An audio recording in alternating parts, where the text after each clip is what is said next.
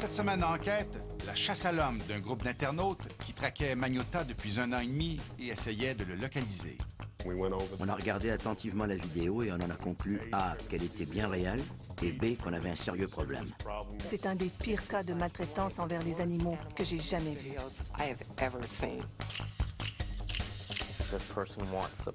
Cette personne veut un public.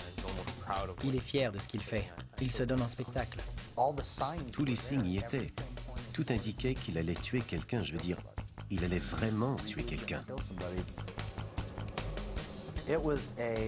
Ça nous a rendu malades de voir notre prédiction se réaliser.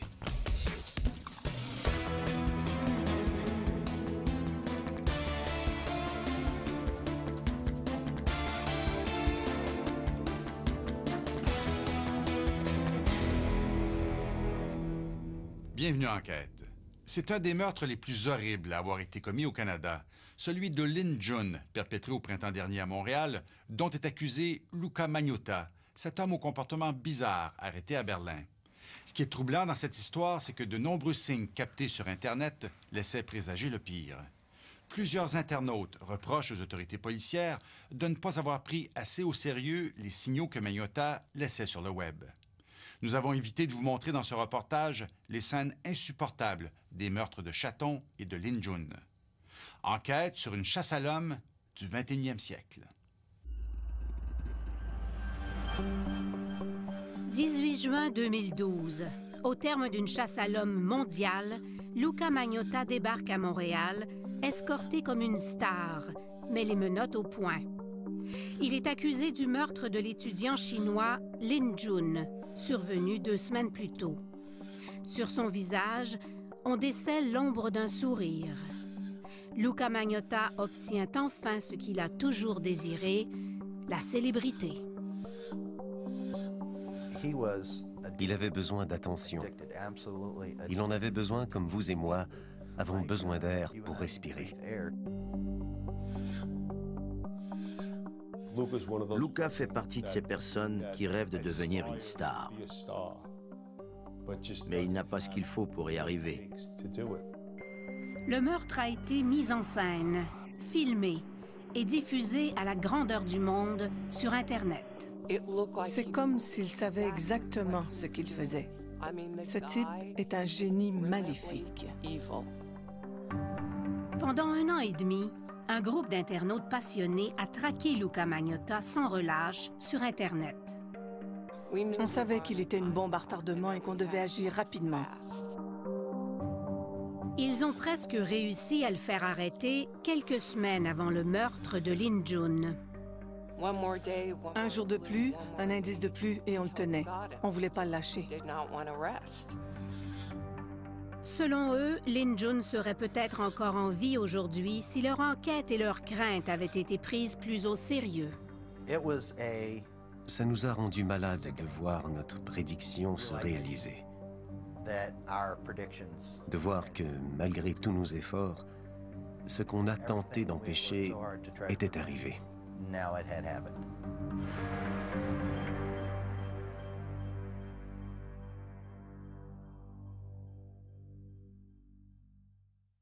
Revenons maintenant sur cette affaire sordide de démembrement de cadavres à Montréal. Le meurtre de Lynn June est un des premiers meurtres commis pour être vu sur Internet.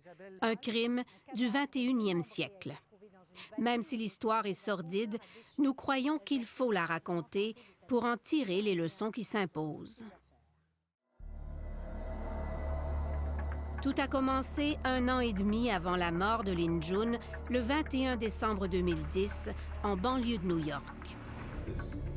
Joe Panz est chez lui, dans son bureau, lorsqu'il reçoit un courriel. On a reçu un courriel concernant une vidéo. Je ne me souviens pas précisément du texte, mais il faisait référence à la vidéo. Regardez ça, c'est très perturbant. La vidéo est quasi insupportable. Sans aucune émotion apparente, un jeune homme place 2 chatons dans un sac et les asphyxie à l'aide d'un aspirateur. On a regardé attentivement la vidéo et on en a conclu A, qu'elle était bien réelle, et B, qu'on avait un sérieux problème. Joe Pans est la vedette d'une émission de télé américaine qui met en scène un groupe de motards venant à la rescousse d'animaux maltraités. Il en a vu d'autres, mais cette fois-ci, il a l'impression d'avoir découvert un monstre, quelqu'un qui va probablement récidiver. On s'est dit qu'il fallait trouver cette personne. Dans une banlieue de Washington, Ryan Boyle, qui passe plusieurs heures par jour à naviguer sur Internet, découvre la même vidéo. Il est dégoûté. Ça a été viscéral, très choquant. Ça m'a tellement bouleversé qu'immédiatement, j'ai voulu faire quelque chose. On est retourné sur le web et j'ai créé une page Facebook. Ryan Boyle crée une page Facebook dans laquelle il demande aux gens de l'aider à identifier et à faire arrêter le tueur de chatons. Some of these images you're about to see are disturbing. On a mis une vidéo sur YouTube pour demander de l'aide, pour aller à la pêche. Si vous avez des informations, joignez-vous au groupe Facebook, restez anonyme, donnez-nous des indices. En quelques semaines, le groupe compte des milliers de membres. L'enquête démarre en trombe. Ryan Boyle crée un sous-groupe secret de 25 personnes qui vont l'aider à diriger l'enquête. Il baptise ce sous-groupe « Les individus utiles ». Pendant ce temps, à Los Angeles... I'm rolling. I'm Shane.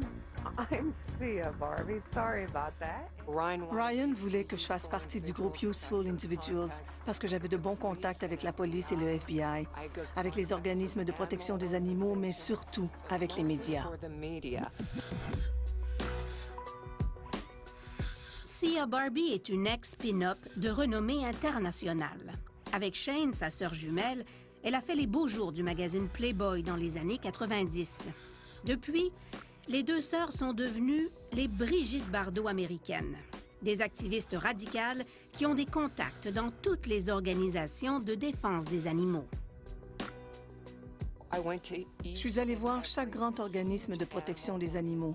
Je leur ai dit, vous devez regarder cette vidéo parce que c'est un des pires cas de maltraitance envers les animaux que j'ai jamais vu. Malheureusement, les grands organismes pleins de ressources m'ont répondu que cette vidéo était truquée et ancienne. Rescue Inc. est le seul organisme de protection des animaux qui a immédiatement accepté de nous aider. Ils ont tout de suite répondu « On est au courant, on est sur le coup et on accepte de coopérer avec vous. » Rescue Inc., Ryan Boyle et les Barbie Twins vont presque en faire une obsession. C'était génial de voir qu'il y avait autant d'activistes animaliers et de gens à travers le monde bouleversés et outrés par le fait que quelqu'un puisse faire de telles choses.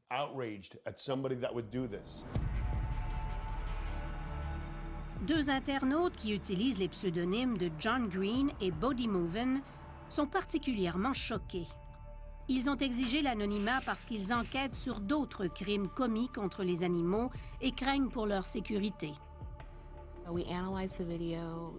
a analysé la vidéo image par image. Il y en avait des milliers. On cherchait des éléments qui indiqueraient où il était. On regardait les prises de courant, les poignées de porte, l'aspirateur, le sac de compression, la couverture, le format du lit. Est-ce que c'était un format européen, un format nord-américain? C'était des éléments importants. Les éléments analysés indiquent que le crime aurait été commis au Canada ou en Europe, mais on n'en sait pas plus.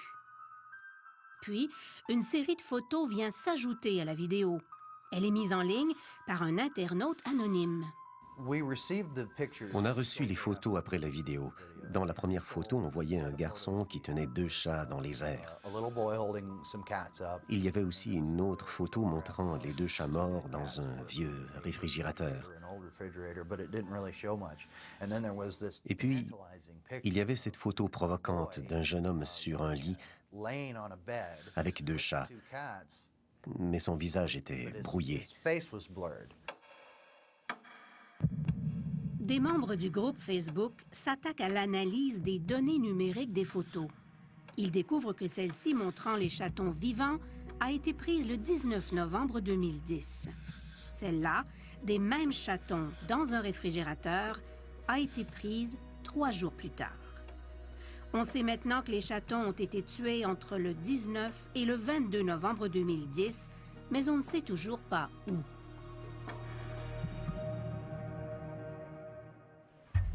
What's up, buddy? Rescuing décide de donner un second souffle à l'enquête. On a offert une récompense. On a placardé des avis de recherche. Toute personne qui nous donnerait une information permettant de le trouver, de l'identifier, de l'arrêter et de le faire accuser serait récompensée. De Los Angeles, Sia Barbie fait jouer ses contacts dans les médias. J'ai demandé à mon ami d'écrire un article sur Rescue Inc. dans lequel il parlerait de la récompense de 5 000 $. Ça nous a permis de rediriger tous les indices et les infos vers le groupe Useful Individuals pour nous permettre éventuellement de le retracer. Cet article sur le tueur de chatons paraît le 28 décembre 2010 sur un site Internet fréquenté par des millions de lecteurs. Depuis le début, Luca Magnotta semble suivre la progression de l'enquête sur le site Facebook. Il n'a toujours pas été identifié par les internautes, mais il est inquiet. Nous avons découvert qu'au début de janvier 2011, Luca Magnotta s'est rendu à New York, où il a consulté l'avocat Romeo Salta. Il avait peur de se faire arrêter pour cruauté envers les animaux. Il craignait aussi que certains activistes animaliers ou d'autres s'en prennent à lui. Alors il m'a contacté pour savoir quelle était la situation, s'il y avait ou pas des mandats d'arrêt contre lui.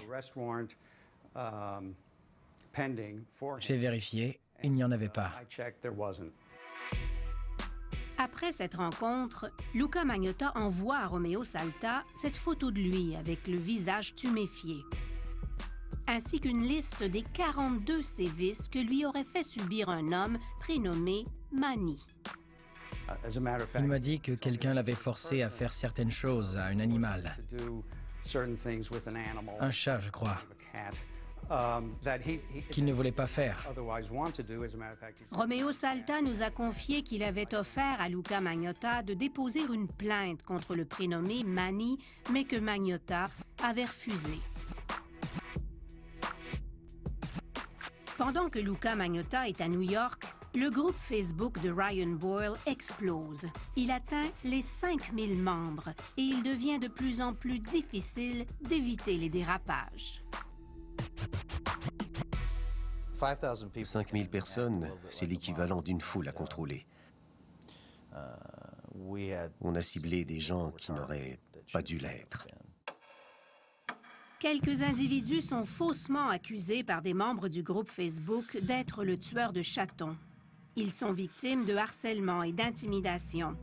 Ryan doit faire des excuses et publier des photos rétablissant leur innocence. On n'était pas des professionnels. Aucun de nous n'était un enquêteur qualifié. On avançait, on faisait des erreurs, on apprenait de nos erreurs. Les internautes vont suivre plusieurs fausses pistes jusqu'à ce qu'un internaute anonyme les remette sur la bonne voie. Quelqu'un a soumis la photo sans le visage brouillé. Cette photo, reçue plusieurs jours plus tôt, avait été altérée pour cacher le visage du suspect. La nouvelle, en noir et blanc, est l'original. Le prochain défi est de mettre un nom sur ce visage. Parlez-moi du moment où vous avez découvert qui c'était. Il nous a dit qui il était. Il a envoyé un message Facebook à un de nos membres qui disait « La personne que vous cherchez s'appelle Luca Magnotta. Ce n'est pas une blague. » Le courriel est anonyme, mais les membres du groupe sont persuadés qu'il a été envoyé par Luca Magnotta lui-même. Même chose pour ses photos. Elles auraient aussi été envoyées par Magnotta sous un pseudonyme. Mais pourquoi vous pensez qu'il vous a envoyé les photos et les informations à propos de son nom? Connaissant Luca, comme on le connaît, son narcissisme l'a emporté. On pense qu'il cherchait notre attention, qu'il était fâché de ne pas l'avoir. Alors il s'est dit, je vais simplement leur dire qui je suis.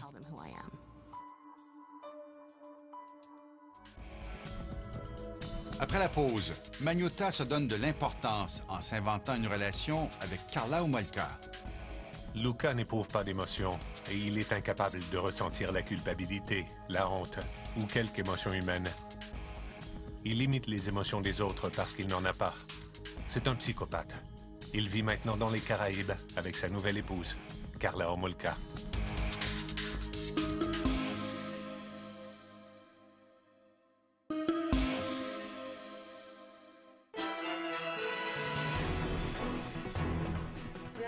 Jimmy, you're an escort, correct? That's a very unique job. Tell me, how does someone end up in that career? The best part about being an escort is I'm my own boss. I get to pick my own hours and make a lot of money. Des fois, il avait l'air complètement normal.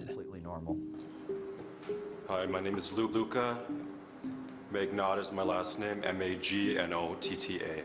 And sometimes he just... Des fois, il semblait être juste dingue. Just nuts. I've had my nose done. I've had 2 hair transplants, like I said before. And I'm planning on doing muscle implants in my pecs and my arms, so... Il a tout essayé pour devenir célèbre. Il est allé à une émission pour les mordus de la chirurgie esthétique. If I don't have my looks, then I don't have any life. My looks, my body are my life.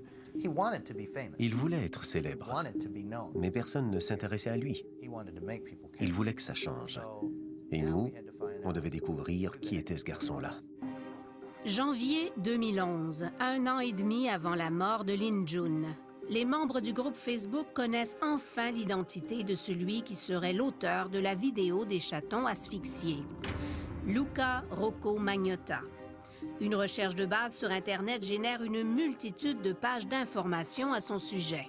Il y avait plus de 50 sites web et une longue liste de noms d'utilisateurs YouTube. Luca Magnotta a écrit sous de nombreux pseudonymes. Les internautes ne peuvent que déduire que c'est lui qui se cache derrière ces pages où fiction et réalité s'entremêlent. Première découverte, Luca Magnotta s'appelait autrefois Eric Clinton Kirk Newman. Il a grandi en Ontario et a changé son nom en 2006, à l'âge de 24 ans. Au début de la vingtaine, Luca Magnotta vit à Toronto et tente de faire carrière dans l'industrie du sexe. Here comes the hottie. What's your name? Luca. Okay. And how old are you? I'm 21. Il tourne quelques mauvais films pornographiques, travaille comme danseur nu et prostituée, tente de faire carrière comme mannequin. Sur le web, les internautes découvrent des centaines de photos de Luca Magnotta. Il y a aussi des vidéos d'autopromotion, probablement mises en ligne par Luca Magnotta lui-même. Il vivait, dormait et respirait sur Internet. Il était tout le temps là-dessus. Luca Magnotta utilise son ordinateur pour donner une image de lui qui n'a rien à voir avec la réalité. Il volait les photos des gens sur Internet et remplaçait leur visage par le sien. Alors on le voyait au volant d'une voiture de luxe, ou bien dans un jacuzzi, posant sur une plage aussi. Mais il était sur l'aide sociale. Il était pauvre. Il créait ce monde fantaisiste. Il s'inventait une vie sur Internet. Il voulait que tout le monde la voie. Les internautes ont retrouvé les originaux des photos que Luca Magnotta aurait trafiquées pour faire croire qu'il possède une Ferrari, qu'il est mannequin, qu'il fait régulièrement la fête avec des amis. qu'il a épousé une femme russe prénommée Oksana, qu'il est en voyage à Miami. Tout cela ne facilite pas la tâche des internautes qui veulent savoir dans quelle ville Luka Magnotta aurait commis son crime et où il se cache. On devait savoir quelles autorités aller voir, où il devait être arrêté.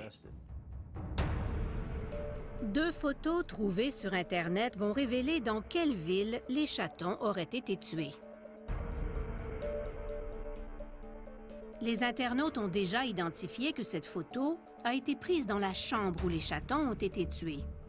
Mais l'analyse des données ne révèle pas dans quelle ville elle a été prise. C'est cette 2e photo, prise avec un téléphone cellulaire muni d'un GPS, qui va trahir Magnotta. L'analyse des données révèle qu'elle a été prise au Centre Eaton de Toronto quelques heures seulement après celle-ci. Le crime aurait donc été commis à Toronto. On connaissait son nom, Luka Magnotta. On savait où il vivait. À l'époque, on pensait qu'il était à Toronto. Et on avait déduit qu'il avait fait la vidéo avec les chatons fin 2010. On pensait avoir suffisamment d'informations pour contacter les autorités. En février 2011, 2 mois après le meurtre des chatons, John Green prend contact avec l'agent Brad Dewar, enquêteur et porte-parole à la Société pour la prévention de la cruauté envers les animaux. Quand on a affaire à ce genre de cas, qui est en quelque sorte un cybercrime, c'est très complexe et on n'est pas en mesure de réagir instantanément. Nous devons faire appel à d'autres agences qui ont la capacité et la technologie pour nous aider. La SPCA demande l'aide de la police de Toronto. Ils ont immédiatement ouvert un dossier qu'ils ont transmis à l'unité de cybercriminalité. Au Canada, tuer ou faire souffrir inutilement un animal est un acte criminel. La police de Toronto doit trouver Luka Magnotta, l'interroger et déposer des accusations s'il y a lieu. Mais la tâche ne sera pas facile. Sur Internet, plusieurs photos déroutent les enquêteurs et les internautes. Luka Magnotta semble être partout à la fois.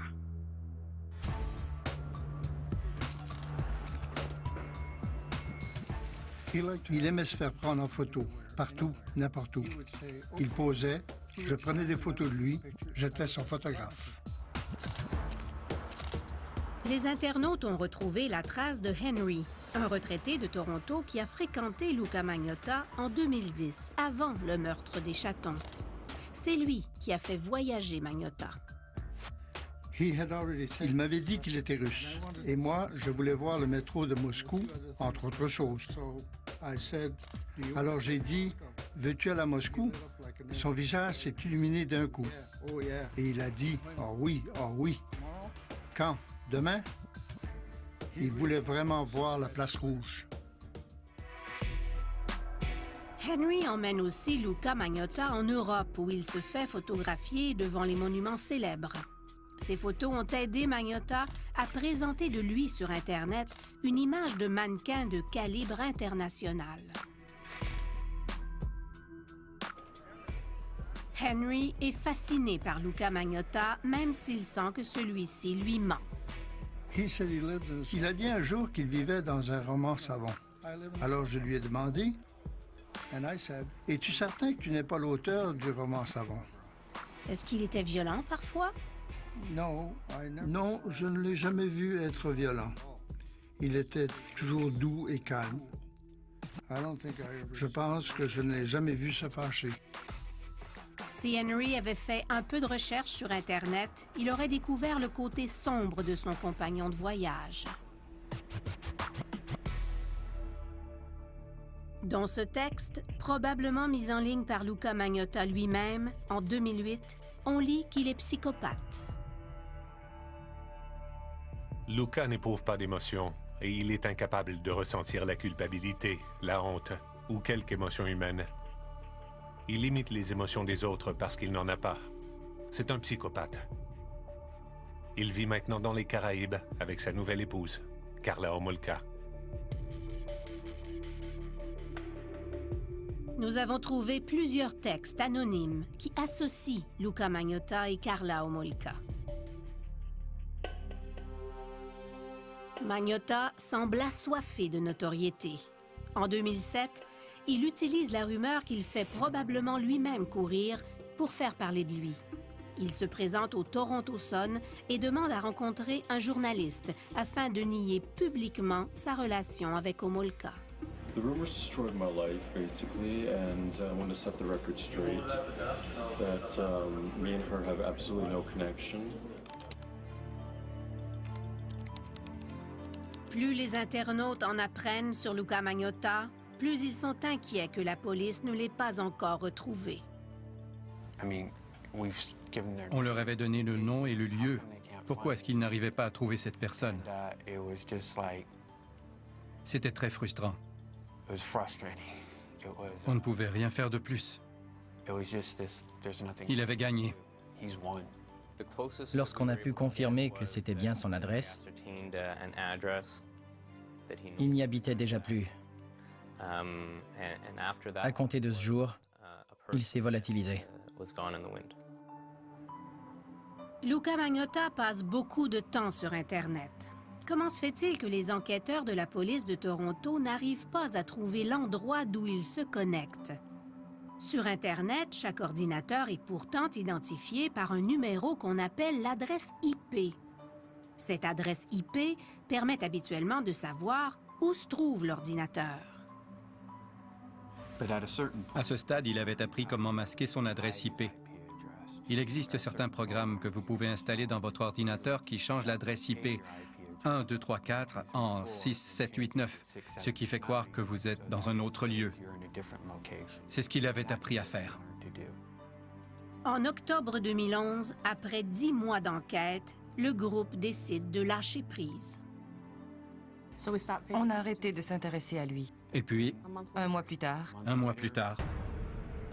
le cauchemar recommence. 2 nouvelles vidéos font surface sur Internet. La première est mise en ligne le 28 novembre 2011. On y voit un chaton se faire dévorer par un énorme python. Dans la deuxième, un chat est attaché sur un bâton et noyé dans un bain. Je crois que c'était sa façon de nous dire « Vous ne m'attraperez jamais. Je fais ce que je veux. Je peux faire d'autres vidéos, les mettre en ligne et jamais vous ne me retracerez. »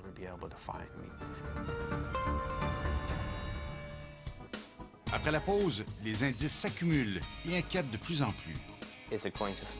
On ne sait pas s'il va s'arrêter là ou s'il est capable de passer au niveau supérieur. Ces gens se font la main sur les animaux. Et quand ça ne suffit plus à nourrir leur maladie, ils passent à une autre victime, qu'ils jugent sans défense.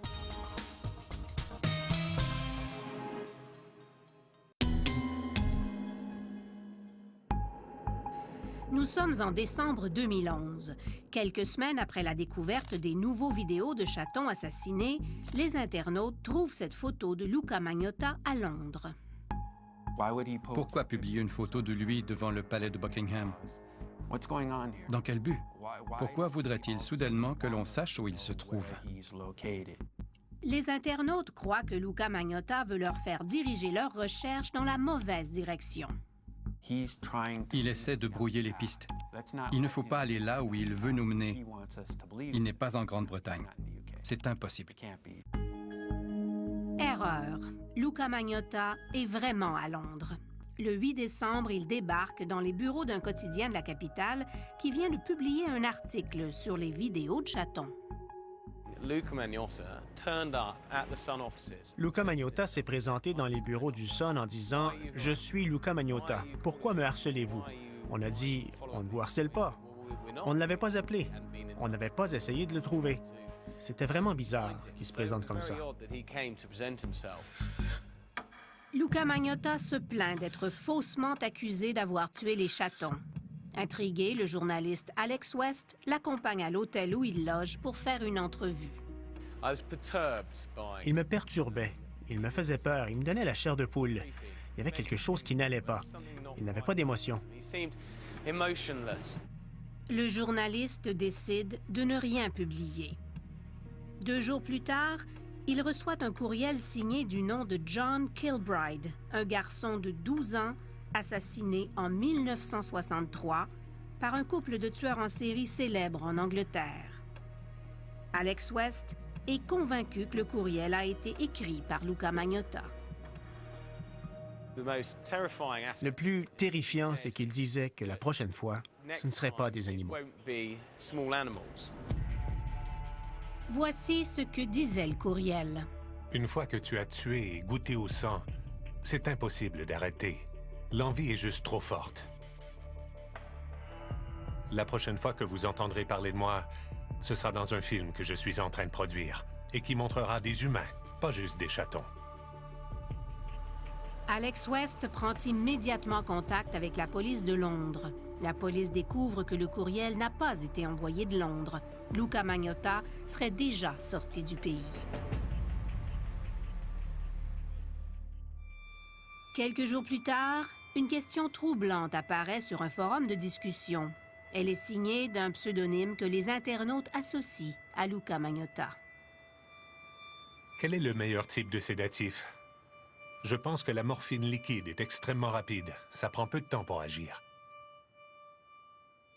Toute l'information recueillie sur Luca Magnotta est transmise à l'agent Brad Dewar de la SPCA qui l'a fait suivre à la police de Toronto. Cette personne veut un public. Il est fier de ce qu'il fait. Il se donne en spectacle. Et c'est d'autant plus inquiétant parce qu'on ne sait pas s'il va s'arrêter là ou s'il est capable de passer au niveau supérieur. Rescue Inc. se pose la même question. Des études ont démontré que plusieurs tueurs en série ont commencé leur carrière de criminels en torturant des animaux. Ces gens se font la main sur les animaux. Et quand ça ne suffit plus à nourrir leur maladie ou qu'ils se sentent suffisamment confiants, ils passent à une autre victime, qu'ils jugent sans défense, généralement un enfant, une femme ou une personne âgée. Fin décembre 2011, un individu qui semble être Luca Magnotta s'adresse directement aux internautes sur Facebook. Il utilise un de ses pseudonymes. Il veut nous parler. C'était juste avant Noël. Il est probablement seul et il n'a personne à qui parler. Buddy Moven et John Green profitent de l'occasion pour tendre une perche à celui qu'ils croient être Luca Magnotta. On voulait qu'il sache qu'on ne représentait pas une menace, qu'on ne lui voulait aucun mal, on voulait tout simplement l'aider, qu'on avait trouvé toutes ces informations à son sujet et qu'il avait besoin d'aide. Rien ne l'empêchait de se faire soigner. C'était à lui d'agir. Quelques jours après cet échange, on a reçu plusieurs photos par courriel et sur Facebook qui, selon nous, ont été envoyées par Luca. Des images de flacons de médicaments remplis sur lesquels était inscrit le nom de Luca. Les 5 médicaments qui figurent sur les photos ont été prescrits en 2007 par un psychiatre. Les soupçons des internautes se confirment, Luca Magnotta souffrirait d'un problème de santé mentale. L'information est immédiatement transmise à la police de Toronto. Quelques semaines plus tard, John Green reçoit ce courriel du détective qui est chargé du dossier. Il n'y a personne qui veut trouver ce gars-là plus que moi. Je veux l'emmener en cours, ne serait-ce que pour qu'il ait des soins psychiatriques. Nous avons découvert que les problèmes de santé mentale de Luca Magnotta étaient présents dès 2005. En juin 2005, il a été reconnu coupable de fraude en Ontario. Au moment de rendre son jugement, la juge a accepté de lui laisser purger sa peine dans la communauté aux conditions suivantes. Suivre un traitement pour problèmes de santé mentale et prendre tous les médicaments prescrits. En s'adressant à Magnotta directement, elle ajoute « Si vous ne prenez pas vos médicaments, votre vie va déraper. »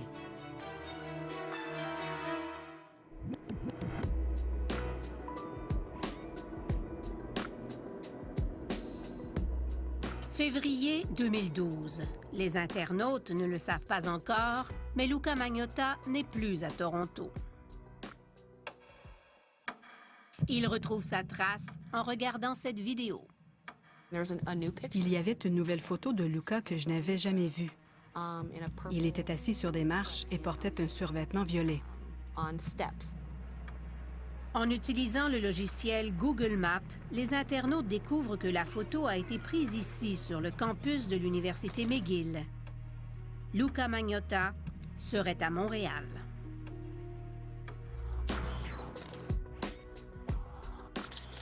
En fait, il y est depuis plusieurs mois, comme en témoigne cette série de photos prises par un photographe professionnel le 1er mai 2011, dans le quartier Pointe-Saint-Charles, près de cet immeuble où Magnotta occupe un petit appartement.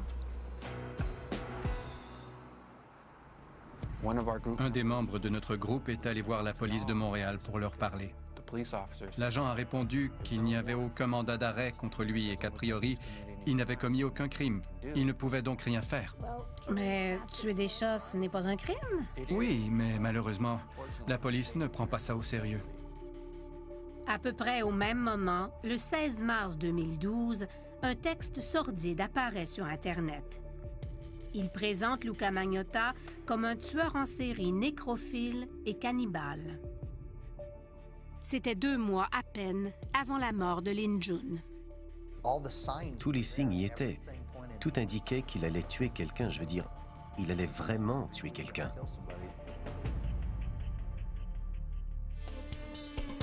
Après la pause, les internautes, loin d'être surpris du meurtre. Je n'en revenais pas, mais en même temps, je m'y attendais. Sur Facebook, les gens disaient « On vous l'avait dit ».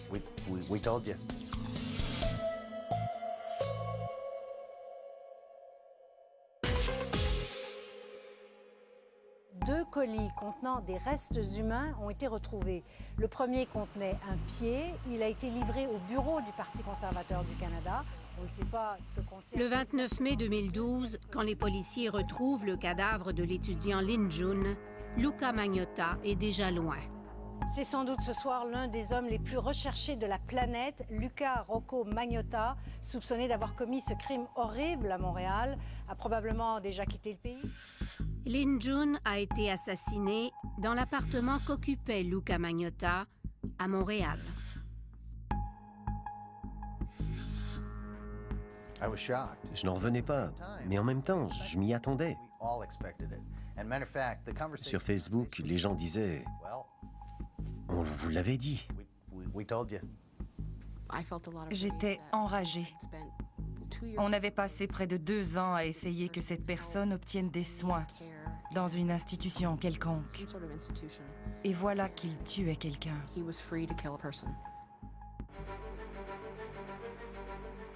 Le lendemain du crime, Luca Magnotta s'enfuit en Europe.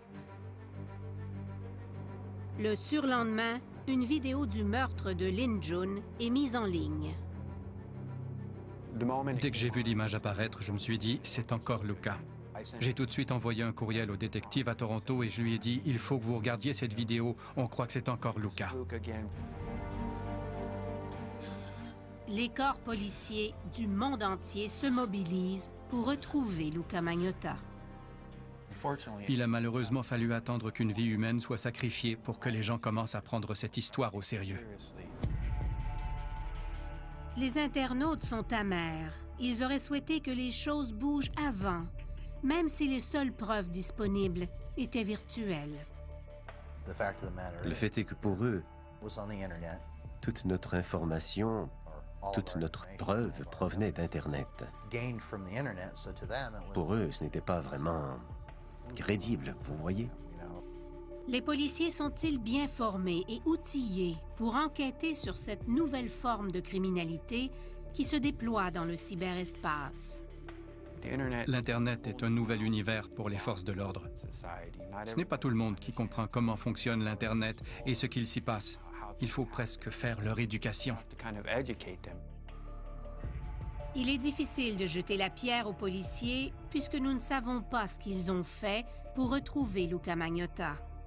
La police de Toronto a refusé de répondre à nos questions en raison du processus judiciaire qui est en cours. Ce que nous avons découvert, par contre, c'est que 2 mois avant la mort de Lin Jun, la police de Toronto et la SPCA de l'Ontario étaient très près du but. Quand ils ont réussi à localiser une adresse à Montréal, ils se sont rendus sur place, mais il avait déjà quitté les lieux. Ils avaient retrouvé l'adresse de Luca Magnotta à Pointe-Saint-Charles, mais trop tard. Magnotta venait tout juste de déménager dans l'immeuble où Lin Jun a été assassiné. Malgré la triste fin de l'histoire, les internautes croient qu'ils ont fait avancer les choses. Je pense qu'on a mis en évidence le lien qui existe entre la cruauté envers les animaux et l'escalade vers des crimes plus odieux.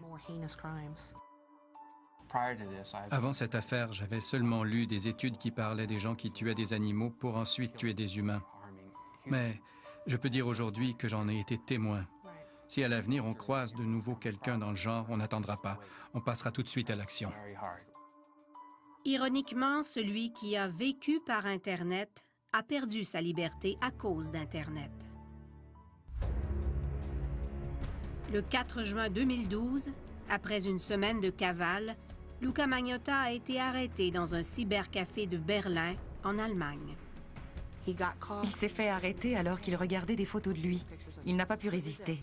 Il est allé lire ce que les gens disaient de lui pendant qu'il était en fuite. Il n'a pas pu résister. Luca Magnotta a été rapatrié au Canada 2 semaines après son arrestation. Il a plaidé non coupable à toutes les accusations qui pèsent contre lui.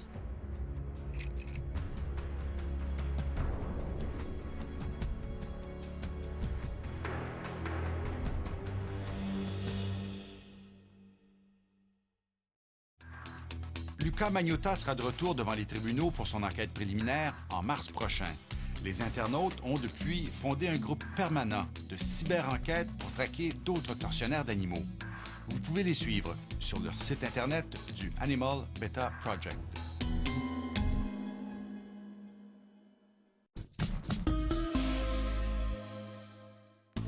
Si vous voulez nous contacter, consultez notre site Internet à l'adresse suivante. Vous pouvez y faire vos commentaires et vos suggestions et revoir nos reportages. Pour connaître notre démarche journalistique, je vous invite à consulter mon blog. Veuillez prendre note qu'Enquête est rediffusée le samedi à 13h sur la première chaîne de Radio-Canada et le dimanche à 18h sur le réseau de l'information. Merci d'avoir été là. Bonsoir. À la semaine prochaine.